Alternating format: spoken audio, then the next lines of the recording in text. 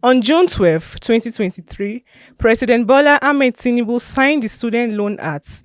The president said he assented to the bill to grant indigent students access to education. Many commentators have applauded the interest free nature of the loan and the speed with which the president signed the bill as one of his first legislative acts. However, in all, it has been met with mixed feeling. Two provisions of the Act have come under unfavorable scrutiny. These are that the beneficiaries should be any less than 500,000 per annum and that the repayment should start 2 years after the completion of the National Youth Service Corps scheme. Persons qualify for the loan. To be qualified to access the loan, the applicants must have gotten admission into any state or federal government universities, polytechnic, college of education, or vocational school. The income or family's income of the student must be less than 500,000. The students must present guarantors who are civil servants and must have been in the service for 12 years. Applicants are also allowed to bring lawyers with 10 years of experience or any judicial officer or a justice of peace. The loan will be administered by the Nigerian Education Bank. Criteria to qualify for student loan. The loans are for students willing to get higher education from public institutions of education learning inside the country. Students willing to further their education in private higher institutions are not part of their arrangements. The loan is for every student irrespective of gender, tribe, or religion. Any form of disability is not a disadvantage to accessing the loan. The loan is only for students who want to pay school fees. Students looking for allowance or money for projects are not part of the arrangements. The background of applicants is checked to make sure they don't have a record of defaulting loans taken from any organization. So the Academic Staff Union of Universities, ASU, the loan scheme is neither practicable nor sustainable and therefore dead on arrival. It pointed out that the high unemployment rates in the country, coupled with poor wages, made repayment and sustainability practically impossible. For former Minister of Education, Professor Fabian Osuji, once the government has created the enabling environment, administration of the loan should be left to the bank. Much more than that, he wants the government to promote excellence in education by awarding scholarship to high-flying students. This, he contends, is the path taken by all developed countries, and he does not see why Nigerians, with all the resources at our disposal, cannot establish a comprehensive scholarship scheme that promotes competitiveness and scholarship. I insist, I'm a stickler for excellence. I am saying that it's not everybody that goes to university that should have a scholarship. No. Some should have scholarship. The best of the best should have scholarships to go to university. They will not have to pay fees. Others will have to pay fees. If they can't provide, the federal government can give them loans. State government can give them loans. It's not just federal government. State government can give loans to students of that state to enable them to go to university, and they pay back later. That is different. But it is not to the exclusion of students who should have tuition free or boarding free on the basis of their endowment. That is what I'm saying. We have stopped thinking about that in our country. The scholarship scheme is inevitable in any society that wants to make sense. A scholarship scheme is important.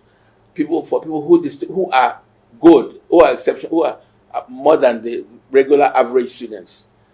Ordinary average students can go to university and they have to pay, or parents have to pay. If parents don't pay, they have loans to pay. So that's a different thing. I'm saying there's not enough emphasis on excellence anymore. What we're saying is the need to go to university. They need money. Everybody needs money. Even the brilliant students need money. But I'm saying that so those brilliant students who are so endowed, they should be allowed to go to school, tuition free and things like that. That encourages excellence, encourages competition, and makes people want to be Nigerians. rather than go and get a loan. Well, I mean, all said, people can get loans. Why not? Loans are not so difficult to get because, well, the banks or the lending institutions will have various conditions which most people can meet. They should meet it and get the money and pay back later. The founder of the Exam Ethics Project, Chief Ike Onyechere, sees the benefits of the loan scheme as transcending access to education to the promotion of character, which is one of the two cardinal purposes of higher education, learning and character. Higher education fundamentally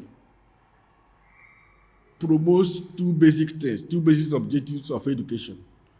And it is written everywhere in the mission and vision of almost all education and school that you are there to promote character and learning. Education is supposed to equip you with character and learning. Now, this loan, for example, is addressing assets, yes, but it's also addressing the issue of character.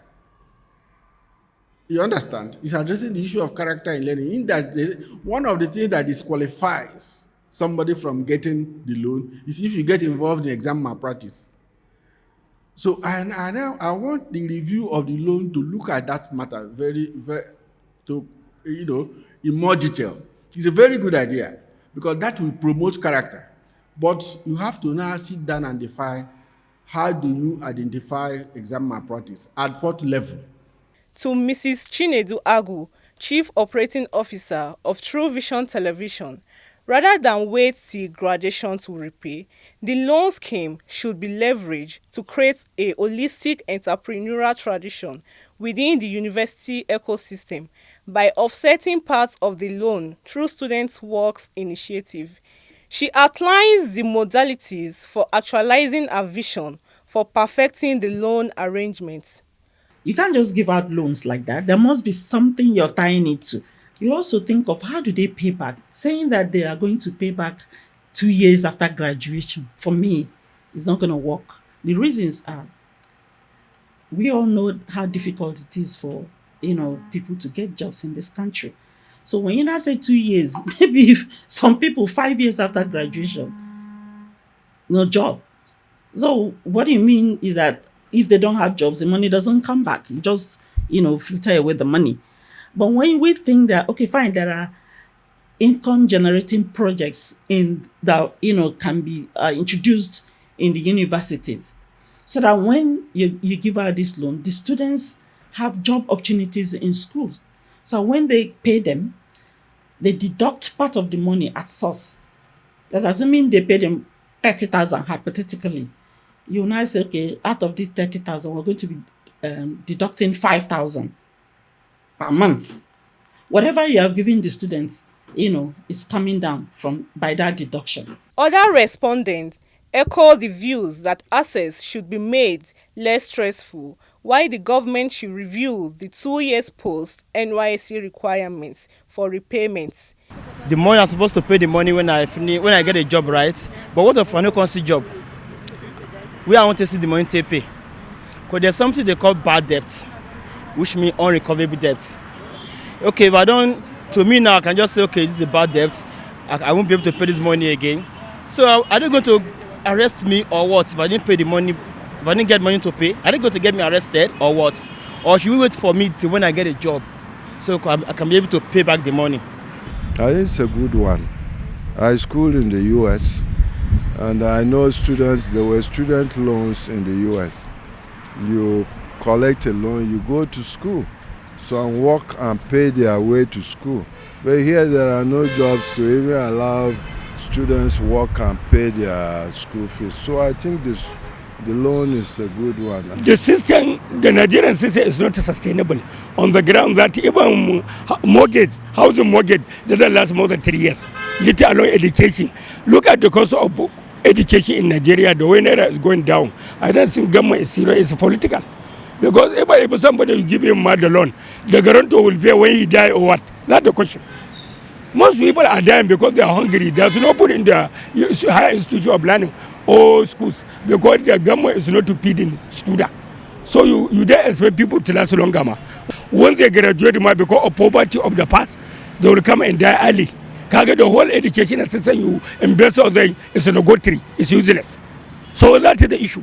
You have to look at poverty. In all, most respondents were of the view that the student loan scheme is a laudable policy that, if well implemented, could reduce the financial burden of the school fees on parents and guardians while promoting inclusion for indigent families. Alimat Arome reporting for TrueVision TV.